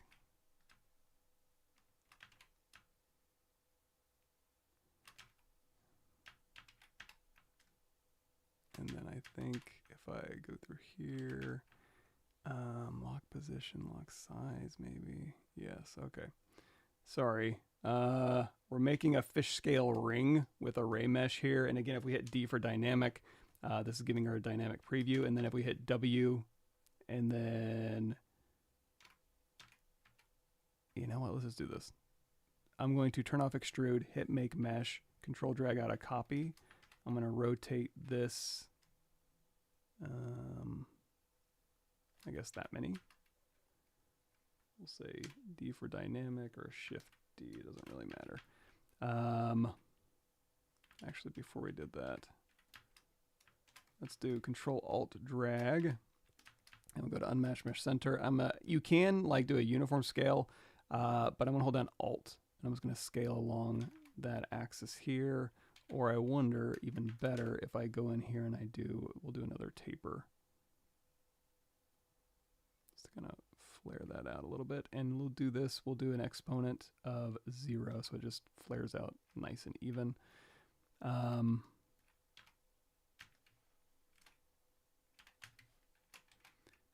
hit. So now if I say control drag out a copy, and then again, rotate this. So now we have our 2 offset, and then I think, I'd have to watch that again. Let me think if I put it this direction. Let's say B. That's not going to work very well, is it? Let's try it. B, create insert mesh, new. We'll go ahead and turn on our curve mode under our stroke menu.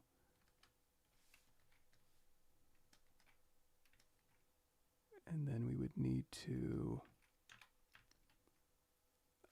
change that curve step down just a tiny bit.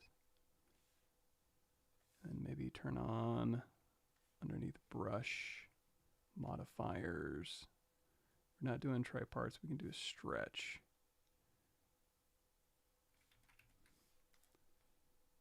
Curve step down. No. What am I missing?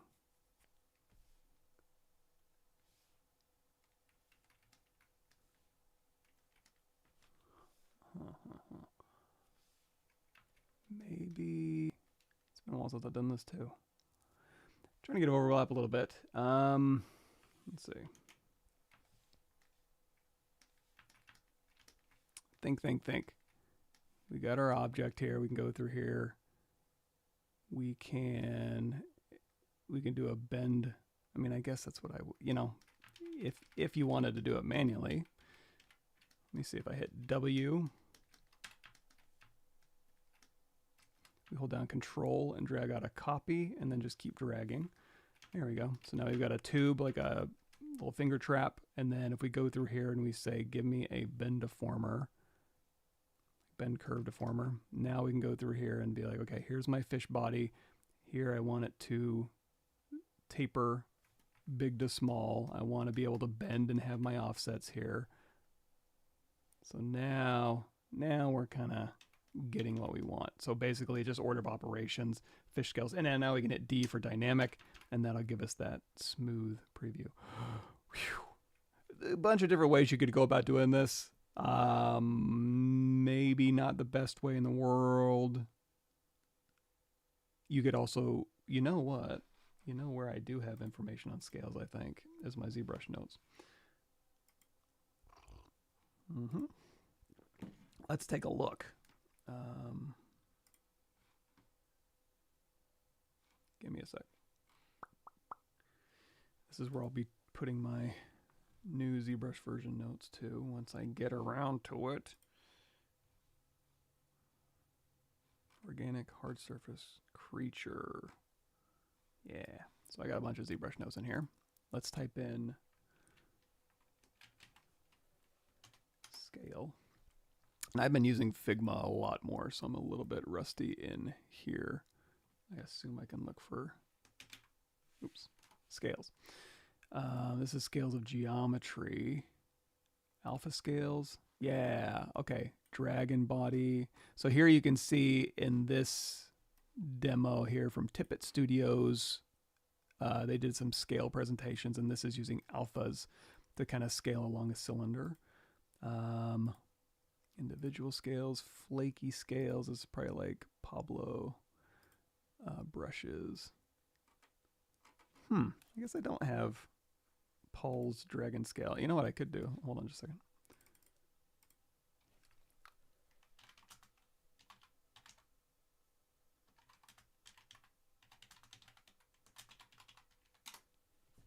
Yeah, this thing right here. ZBrush Central.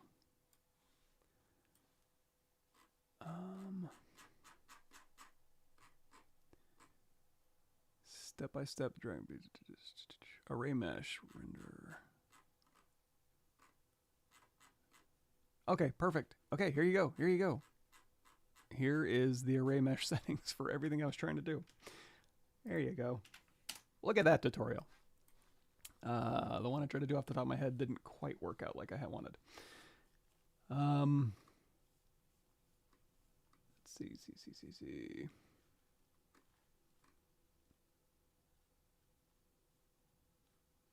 Excellent. I might be kind of buried in here. Sorry if I miss any of these.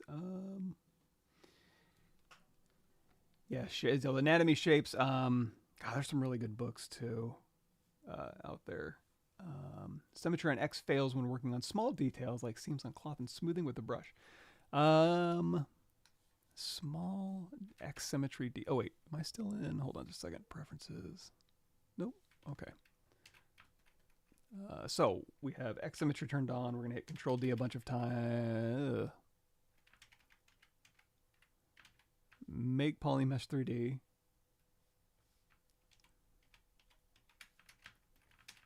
And then we want to do like clothing seam details, like super small. One thing that can happen, check this, is go in here to geometry, position. Sometimes this will be like at a very, like it'll just be off just a tiny bit. Just zero that out and see if that doesn't nudge your object into the right spot so that your X symmetry works. Because to your point, like if you're working on small details, like you wouldn't really notice it like out here. It's like everything will look pretty good, but then when you're working on X symmetry, but like with very small details, if it's off just a tiny bit, maybe that's what's happening. I'm not really sure though.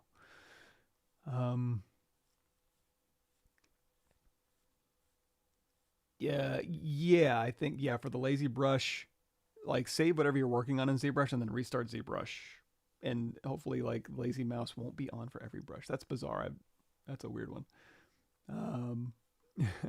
Sorry about that. I'm not sure how to fix that one. How do you do the side curtains in your memory display? I was trying to do that a while ago using Dynamesh. Such a pain. Got it eventually. You know, it might have been painful.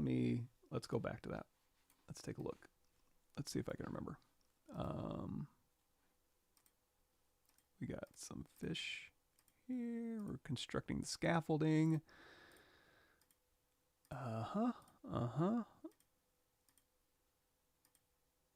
Yeah, okay. I think I can recreate that. I'm trying. Yeah, because okay. Oh, there we go. So for the banner, you know, you make your just kind of walk through this. In fact, let's do playback speed a little slower. And let's view this on YouTube so I can make this a little bigger.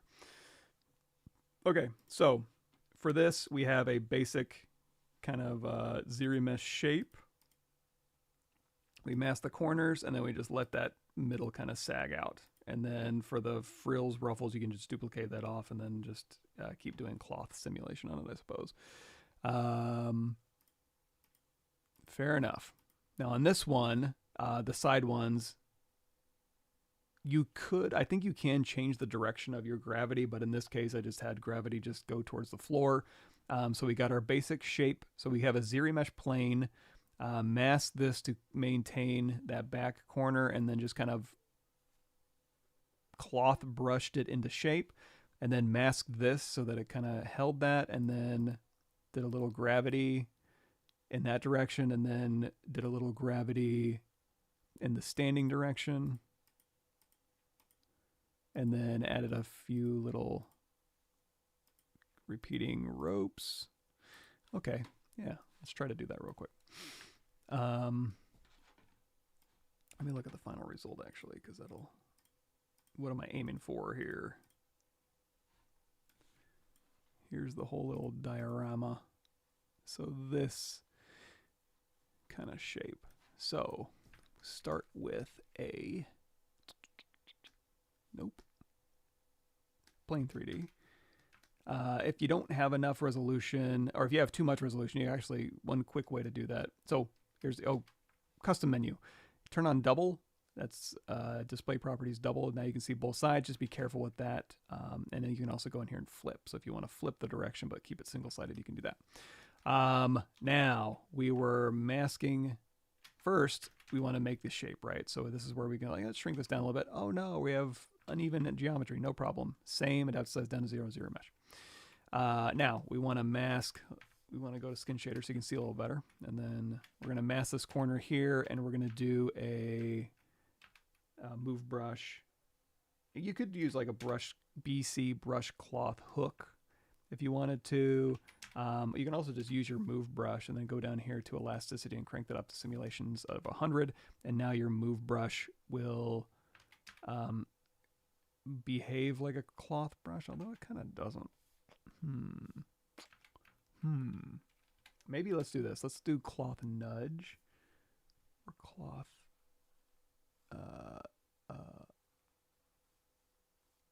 Slide, pinch, inflate. Why am I? There it is. So as I'm moving this cloth over, you're seeing it's trying to maintain distance relationships, so it's not, it's kind of preserving, what do they call that? Preserving volume a little bit. So we're kind of getting this in shape. Now, this doesn't feel right to me. So what I'm going to do is, let's go in here to BT, transpose cloth. BTA is transpose cloth. And now if I like anchor this over here just by holding down Alt, as I move this over, again, it's going to try to maintain those distances. So we're kind of getting the start of the overall shape.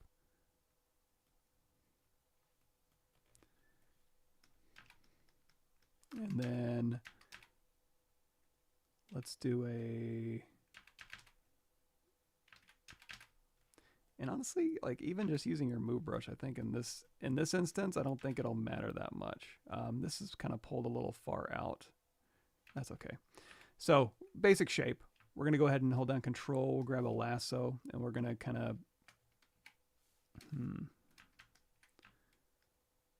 of determine like where our rope is going to end up being.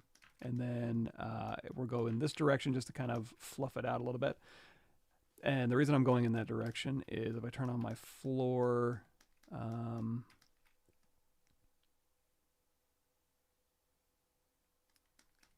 I'm trying to remember. What is my problem with my brain lately?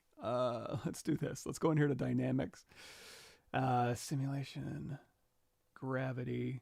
Let's do set direction. So down is where it's going to hang. And then I'm going to gravity strength and turn this way down. Run simulation. Turn it down even more. So we'll kind of run that to kind of get that to kind of fold back out. And then we're going to set direction again and then run simulation and kind of get it to hang. So now, and then we'll unmask and then do a little bit of cleanup. Hold down shift and smooth. Now you're going to notice, like if I hold down shift to smooth, it's not touching that outside edge. If you go in here, there's a couple places you can fix that. Underneath your brush, hold down shift and then smooth brush modifiers, your min connected, set that to 1. And then now it'll actually smooth your open borders, which is sometimes useful. And then sometimes not if you want to set that back to, again, hold down shift and then min connected back to 3. And I want to say if you go BS smooth cloth, if you do smooth cloth, it automatically sets your min connected to 1, I think. Don't quote me on that. But we'll turn this back to smooth and then we know that where min connected is. Yeah, so now we hit D for dynamic. And this is where, if you wanted to put that, we want to make a rope go across here. A couple different ways we could do that. I suppose an easy way, BI brush insert primitives. Oh, we don't have one. Okay, let's make one real quick. Let's do a ring. Let's initialize this real quick. We'll do S divides way down, L divides way down. We'll capture it from this angle. Yeah, it's fine. Oh, wait. Make polymesh 3D. I don't know if that matters, but create insert mesh new. Go back to our thing here. So we could maybe use something like this. A lot of different ways to skin this cat, and I'll show you how to turn it into a rope in just a second. Because we've been talking about Nanomesh, but there's another option for us. So if we go through here and be like, oops, let's do, so we're still in cloth mode. So when I scale this down, you'll see it's still trying to maintain like volume and distance relationships between these verts. Let's go to BT, I like classic, BTC, transpose classic. So we'll go ahead and shrink this down. So we have essentially, you know, kind of where we want the rope to be, maybe not exactly, and maybe it's not rope looking. So we're going to go ahead and do another, we'll do a split mass points. And because it was at the top, I knew that what I had was going to split is going to stay at the top. That's why I put them in that order. Whew. Okay, now I want to turn this into a rope. One thing I can do is I can go through here and I can say poly group, poly loop. Yes. Can I please? Is it just, oh, it was doing a polygroup, it's just very similar. So I'm going to go ahead and grab these blue ones here, Control Shift tap the blue. I could do a split hidden, but I actually want to do a delete hidden. In fact, let's straighten this out. So I'm going to do an insert single edge loop, hold down Alt and get rid of this. So now I have, you know, kind of a position for my rope. Now, if I wanted to, I could put that back in. I could do like insert multiple edge loops and just put one right down the middle. And then if I did a poly group, poly loop for this top one here, I can do a frame. In fact, we could even do like a zero mesher, keep groups, smooth groups down to 0, same, and just give myself some new geometry. Also, I could go in here to stroke, and I could say, under curve functions, I'm going to do just turn off everything except for polygroups, hit frame mesh. That'll give me a curve right down the middle. And now I can go in here to like BI brush insert IMM curve and, you know, grab a rope or a bike chain or whatever you want to use. If you had a rope available to you, you could go through here and you can use that as a guide for like a rope thing that you could use. However, how I ended up doing this, let's go ahead and we'll do a zero mesher. We don't need to keep groups anymore. And let's do insert single edge loop, get rid of that middle one here. Instead of using like Nanomesh, which we've been talking about already today, we're going to go in here to dynamic. We're going to turn on dynamic. We're going to turn off smooth subdivision. We're going to go in here to Micropoly and turn that on. And we're going to grab, you could do your own custom, but we'll do, I guess, wire here, and then we're going to say rotate Z once, and now we have, oh, let's do a line. Rotate Z. There we go. Now they're all aligned. Similar to Nanomesh, you can, if we turn off dynamic, this is actually what we're manipulating. If we turn dynamic on, it's showing you a micropoly. In fact, if we go in here and we do dynamic, it's like, oh, it's smoother, right? We can do the same thing here. Let's go in here and turn micropoly on, and we'll do, I don't know, the hex tile. So now it looks like this cloth is a hex tile or maybe a weave pattern. Let's try this one. Whatever you want. It's not real yet. It's just a preview. In fact, if we wanted to mask, mask here, and then mask where our rope is. You see the masking looks kind of weird. That's because if we turn off dynamic, we're actually masking this really low-res geometry. So if we continue running that simulation, dynamics, gravity, set direction, we can continue running that simulation, and it's driving that low-res geometry, but you can also do that while dynamics on. So it has these instances where all of your faces are, and then you can run the simulation, and it's just moving those instances. Now, again, it's not real yet. It's a dynamic preview. If you want to make it real, that's when you can go in here and hit apply, and now it's real geometry that you can go through here and you can smooth this out, or you can go through here and like deformation inflate, and now we've got like a thick fabric rug, and then we've got our rope here. Again, this isn't real yet. We can turn off dynamic, and this is what we're actually manipulating. So this is, you can go through here and, like I said, you kind of move around a low-res object a little easier maybe. And then if you want to see a preview, you can go in here and be like, okay, while I'm moving this low-res object around, you can see. Also, here's another thing too. If you are moving this around, just hold down Alt and pull up and down, and that'll push along that surface normal. So this is super easy to go through here and use Alt instead of like going down to this angle and trying to like maneuver and move. Just stay here where you can kind of see things and just hold down Alt, and it'll push along that surface normal for you. So again, D for dynamic to turn that back on, and then Shift D to turn it off, or just hit that button. And now we've got like a rope that we're kind of wrapping around our fabric object. And if we did an inflate now, it's just going to, again, since this isn't real, it's just inflating this low-res geometry. However, if we say dynamic apply, now it is real geometry.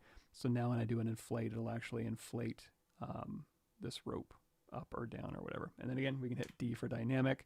Oh, we hit D for dynamic again, because we made it real geometry. This is my new low-res, quote unquote. And when I turn dynamic on, Micropoly's still on.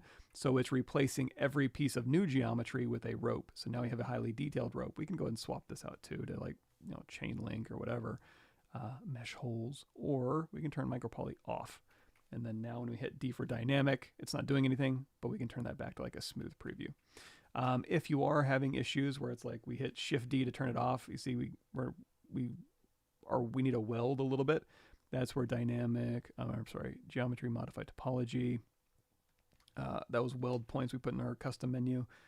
Hit weld points, crank that weld distance up a little bit, and then it'll go ahead and weld that for us. So now when we hit D for dynamic, we've got our rope, we've got our cloth, nano, what is this? Micropoly cloth on, etc., etc. How to track your streams on ZBrush's channel. It should be on ZBrush Live. And it should give you an announcement. And again, I'm on Pixelogic's channel at the moment, so it should announce to you. I don't stream on my channel anymore, but maybe someday I'll get back to it. I keep telling myself I'm gonna do it. What does ZBrush create? Primitive size, almost like the limit of a brush size. ZBrush create primitives sized almost like the limit of the brush size. I think that's by design, if I understand correctly. So if I make Polymesh 3D,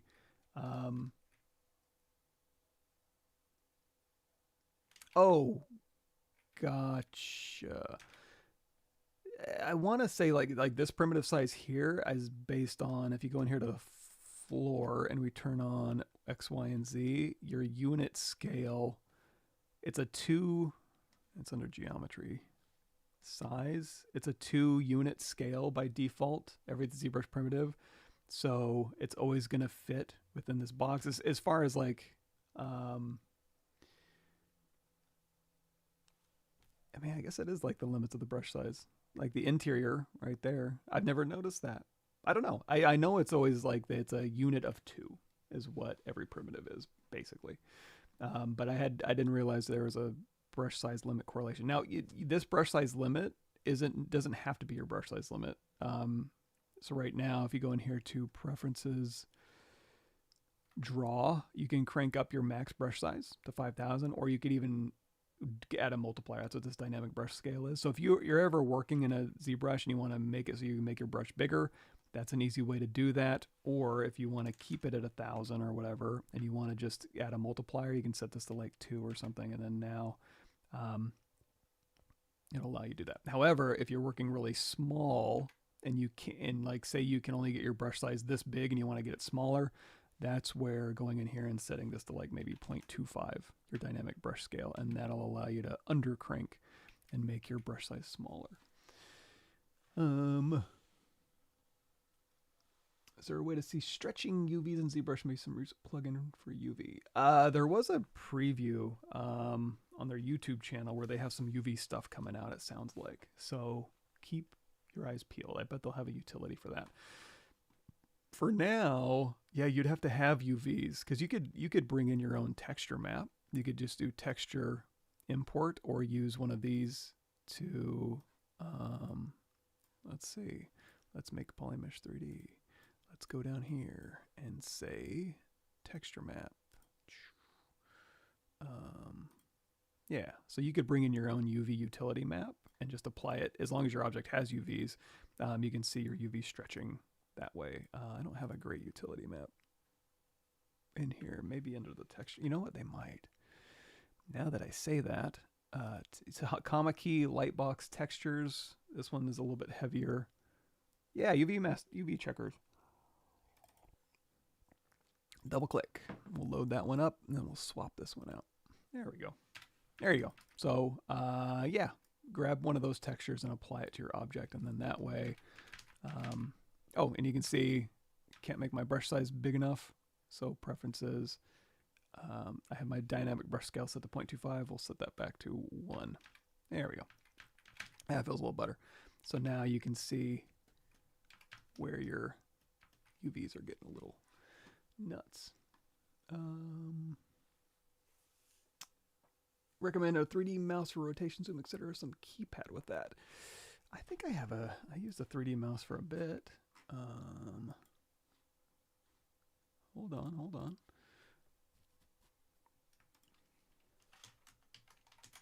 Oops. Yeah. Universal 3D connection space mouse. You can check that out. That's the only one I've used, so I can recommend that one. But I haven't used a ton of them, so. Some people love them. I love it for certain things. I don't model it very much anymore. Unfortunately. Again, I'm trying to get back into it. I swear I'm going to do it. Just you wait and see. Let's see. Brush that people don't use much and maybe underestimated. Good to add to the bag. You know what? That would be my custom brushes here. So let me load those up actually. What am I looking for here? 2026 Z startup brush presets. So for instance, Damn Standard 02. This is something you can find on the internet, I believe. I use this one all the time. And you know what? Depending on what I'm modeling, if I'm doing organic stuff, I might use it a bit. So, so here's your Damn Standard, and this is, oh yeah, sorry. This is where you can kind of go through and do like this type of modeling. My Damn Standard, the Damn Standard 02 brush, if I hover over this, Madam Art, MADDAMART.com. Similar, you have to make your brush size a little bigger, and this one is a little more, it's a little more pinchy, a little more diggy through here. This will just give you it's a great, like, kind of a nice creature skin brush kind of thing. So I really like that one. Again, depending on what I'm working on. Wait a minute. Where'd my, there it is. I have my own custom base primitives that I use all the time. So these are just utility brush. In fact, you can have these. Let me see if I can grab those real quick. IMM base primitive ZBP. Share. Copy link. You can download these and use those if you want them. There's a link to them. But basically, yeah, different sphere sizes, different cube, cylinder, ring, planes. I use those all the time. And that's my default go-to. Instead of like BI brush insert primitives, I'll just go to I'll set a hotkey to my custom primitives and use those instead.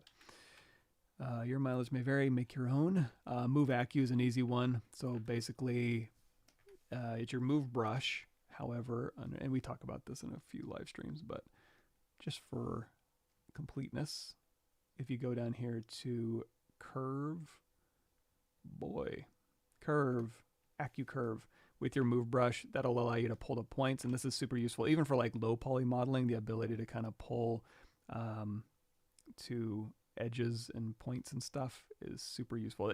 For high poly modeling too, like I'm doing here, but also for low poly modeling, just move Acu curve. Use it so much that I made my own custom move brush with Acu curve turned on and have a hotkey assigned to that. Orbs cracks. I'm sure you guys have heard before. I'm trying to remember if there was like something in particular. That's weird. I use this for and why my size hotkey is no longer working. But yeah, you can again also remember on these two is same thing with damn standard brush. Hold down Alt to kind of pull out to a ridge and then let go of Alt to kind of push in. Super useful. The orbs cracks, obviously. Geosoft forms. This was actually ZBrush Masters. Go look at that stuff. ZBrush Masters. ZBrush Masters Complete Series. Go check these out. If you watch Geo's, I think he brought it up in that one. This is a Pablo Munoz Gomez brush, I believe. If I hover, ZBrushGuides.com. My ZBrush is acting weird now, but that should go to ZBrushGuides.com, I think. And then when in doubt, close it out. Boom. That's another really good one. It's not very similar to the damn standard 02. Sphere, edit, make polymesh 3D, subdivide. So for instance, damn standard, like so. And again, remember you can hold down Alt to kind of pull up on the edges there. And then the damn standard 02, little bit bigger brush size, kind of dig in, a little more pinchy, but again, you can hold down Alt. And then Geosoft forms brush, kind of similar. So you can overcrank your brush size for like, if you're doing like big forms, you can do very controlled big forms. Then again, hold down Alt and you can kind of pull. And then for the smaller brush size, it'll behave a little more like that damn standard 02. But very nice, buttery, soft, smooth. Trim smooth border is a good one. This one is, you have access to this one. Just go in here to your brushes. Elemental PQRST, trim, smooth border. Yeah, load this one up, but then pop in a alpha. And I use this one for like rocks and stuff. So you can just hold down Alt and then let go of Alt and you can kind of start, roughing up a surface and chiseling down a surface. And you can rub along the surface and kind of dig in like this for interesting forms, but then you can also just kind of tap. And that'll give you, again, kind of like a shaly, craggly rock surface here. So, and then again, hold down Alt to kind of pull up to a surface and then let go of all. It's not a ton of control, and again, tapping is probably the most control you're going to get out of this brush, in my opinion, but good for that type of thing. Yeah, those brushes are good, I think. Yeah, rope curve IMM brush, they gotta make one. And also, I think we've made our own too, if I'm not mistaken. Like, I think we talked about that. Let me see. Dynamic cords and tubes, twist wire bundles, hair control. Yeah, I bet in this one we talk about how to make a custom one. I bet. Okay, let me see. Get axe. The ZBrush notes, I put secret stuff on there, so I don't want to give that mural board out for access. I think. I don't. Again, I use Figma now, so probably nothing on there, but I'm hesitant to give that up. But all that really is just me going through, like, and I need to do this for the latest ZBrush Summit, but just going through the ZBrush Summits and just taking notes. And then that helps it stick it in my head a little bit, and then gives me a resource I can go back and search through years later if I'm looking at fish scales. Insert curve mesh, separated point. Yeah, that'll work. Yeah, Zmodeler too. You can also Zmodeler in the round, or like along a cylinder. Different creases of strength on different edges of mesh. Dreams. Yes. No, like you said, but yes, dreaming about that. Maybe someday. As far as I know, you can still. Using multiple buttons for a single operation. Custom menu is good to have them look at it underneath each other. Yes, exactly. Yeah, that's why I have in my custom menu, like delete hidden, close holes. We didn't talk about this much, but let's just do it real quick. I'm going to say geometry modify. So delete lower. So now I don't have anything stopping me from doing something like doing a mirror and weld. But again, if I want to mirror that axis first, mirror, then mirror and weld. And that way I don't have to go down here to deformation, mirror, and then geometry, modify, topology, mirror, and weld. They're all right there. So if you're ever doing something a lot like dynamic crease level smooth subdiv, you don't have to go to your crease menu. You don't have to go to your dynamic menu. It's right there. What else do I use a lot here? Mirror and weld, mirror, inflate. I think most of this is pretty standard. I don't know that there's anything I really need to explain why. Hide point, split hidden. This is where, like, if I wanted to take a piece of this and split it off, that's why that's useful. So visibility. Hide point. I'm trying to remember. I want to say hide point is for stuff like... Oh, I know why. Duh. Okay, so this isn't an easy reason why you would want those similar or next to each other. We'll grab a primitive here, and I'm going to go through here, and I draw something on. Really quickly, I just want to do a split mask points. That's not why. Hide point. If something's auto mask and I want to hide it, that'll get rid of it. And then if I'm just thinking about it, I'm like, you know what? It's hidden. I want it in a separate subtool.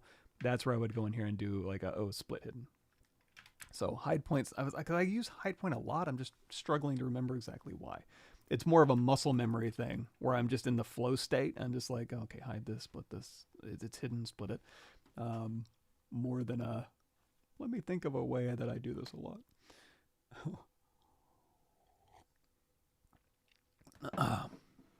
Easiest way, fish scale, yes. ZBrush, access the ZBrush notes on Miro, no. But, 90% of the purpose of that is just to put it in my brain better. And so I would encourage everyone here to just start your own board. Miro, Figma, the Google Docs, whatever. Note, what else do I use? Notion. Yara, yeah, you can message me on Discord. I need to go through my emails and my Discord messages too. Speaking of rock brushes, again, I need to go through here and do my user setup, which I haven't done yet, but I do have some rock brushes. ZBrush, I need to move these into the correct folder. Rock brushes. So these are, again, ZBrush guide rock brushes and then rocks. Yeah. And most of them are like probably alphas and variations of that. Okay. I'm over time, but last question. If there's a way of generating river flow erosion on a landscape. Yeah, World Machine is what I was going to bring up. Terrain Tools plugin. Kind of like those as like an alpha or a height map that you could displace through, and that would be like an erosion effect. So if we go in here to Plane 3D, ooh, I don't know that I have. Oh, Maxon alphas. A terrain map in here would be awesome, but like let's pretend like this is terrain. So we'll load that up, and then if we do a displacement, oops, we got to make it apply mesh 3D first, and then displacement map, and then we want to add that, and then we want to turn it on. Oh, texture map. We need to create a texture map, and then turn displacement on, and then intensity. So if you were able to load up, I mean, as far as I know, there's not a, like a particle brush. I mean, I guess you could do that too. Like in Substance Painter, you could like spray particles, and then that'll kind of maybe create a gradient that you could bring in as a displacement map, and then use that as a, I don't know. That's a good one. That would be a cool feature though, to be like, hey, give me a terrain generator displacement map, and then convert this to geometry, because you can always say apply displacement map. Of course, we need more geometry, so Control D up, and then when you apply, oof.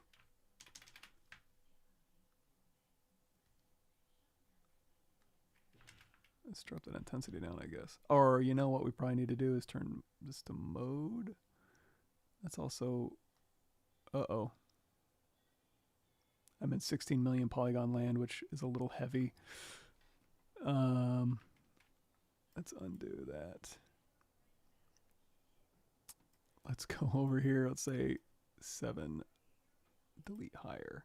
Yeah, 4 million. A little better. I don't do a ton of this. Probably mess around with some of these settings. But I wonder... Apply. Yeah, you'd have to bring in your height map, apply as displacement, or add as displacement, fiddle with the settings, apply it as geometry, and then go in and like modify it. But yeah, there's no like erosion or anything that I can think of, or an elegant way to do that in ZBrush Live. Maybe you could use like cloth displacement with something. I'm not sure. Coastal erosion. You know what? Make a YouTube video. I would love to watch you do this. That sounds really interesting to me. Dynamics in the draw. Yeah. Like, because you can use simulation to drop planes on an object and swap those planes out with Micropoly as spheres, and they'll kind of interact and bounce. Yeah, that's interesting. Make a video of that and send it to me. Anyway, cool. Thanks, everybody. You got to watch me set up ZBrush. I know that's super exciting, but hopefully there was something interesting there for somebody. And thank you, everybody.